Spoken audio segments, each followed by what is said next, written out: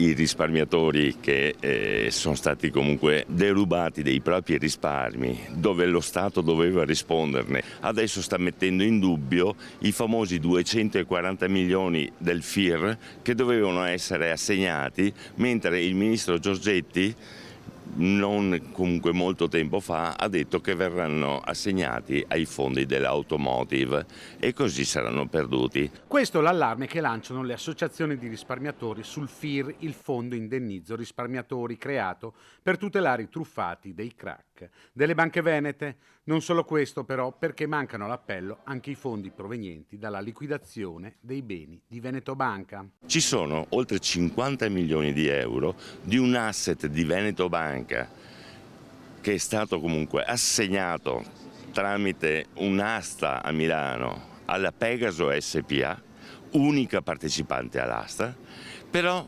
due anni fa non sono ancora stati riscossi questi fondi e distribuiti ai danneggiati. I 240 milioni trovati anche grazie alle associazioni in difesa dei consumatori dai conti correnti dormienti devono andare a ristorare i truffati. Sono dei soldi che i risparmiatori avanzano, come avanzano quel miliardo che è stato portato via nel 2019, come avanzano altri soldi, perché la situazione delle ex banche non ha insegnato niente. L'appello è alla politica che vigili. Che si diano una mossa, che si preoccupino dei loro veneti, di noi veneti. A gennaio partirà una nuova commissione parlamentare a cui parteciperanno anche le associazioni dei truffati. Noi saremo assieme ad altre associazioni lì per dire le nostre proposte, però in maniera proattiva. Noi vi troviamo i soldi che voi non ci dovete dopo portare via,